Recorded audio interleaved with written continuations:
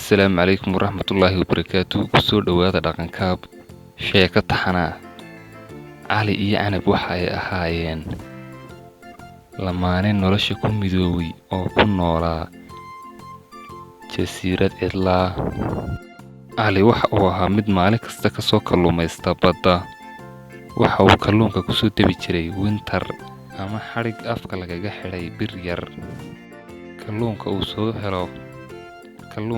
helo waxa uu kula soo noqon jiray xaaskiisa Canab, halka ay Canabna ahayd mid samaysa kalluunka uu soo jilaabto maalintaa.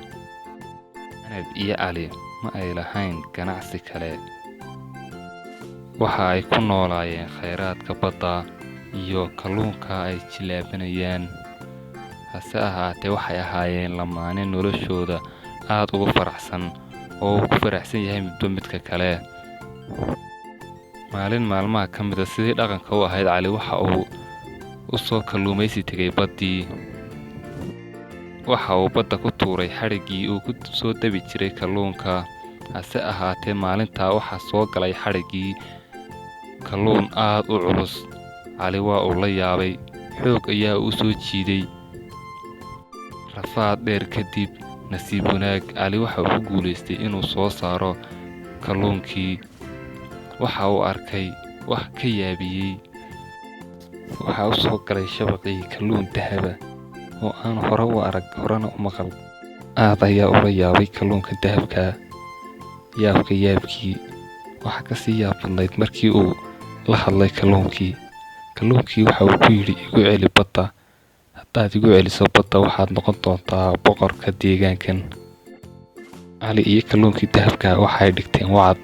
Cali waxa uu baddii ku celiyey kalluunkii. Waxa uu ku noqday xaafaddii isagoo faramaran oo aan sidin wax kalluuna. Canab waxay ku tidhi, maanta miyaad soo weyday wax kalluuna?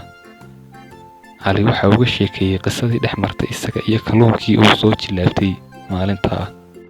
Kalluunku waxa uu ku yidhi, Cali igu soo noqo muddo yar kadib. Markaad igu soo noqoto waxaad arki doontaa badda kalarkeedii oo isbedelay oo isuna bedelay cagaar. Cali waxa uu ku noqday baddii.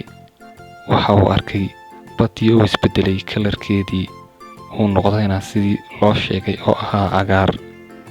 Waxa soo baxay kalluunkii oo si toos ah ula hadlay Cali. Waxa uu ku yidhi ku noqo gurigaagii, waxaad arki doontaa gurigaagii oo isu bedelay qasri. Cali aad ayaa u yaabay, isagoo aan rumaysnayn hadalkaa. Waxa uu ku noqday gurigiisii. Waxa uu arkay gurigiisii oo isbedelay, ahna qasri weyn oo aad u qurux badan. Aad ayaa ugu farxay Cali. Waxa uu u tegay xaaskiisii Canab oo dhex joogta qasri weyn oo meel kasta suran yahay dahab. Iyo Canab waxay noqdeen family boqortooyo ah oo gurigooda laga dhex helayo wax kasta. Laakiin xilligaa ma cadda mid ah boqorka meesha. Canab waxay ku tidhi, ku noqo baddii oo waxaad soo weydiisaa kalluunka dahabka, labadeena ka ah boqorka deegaanka.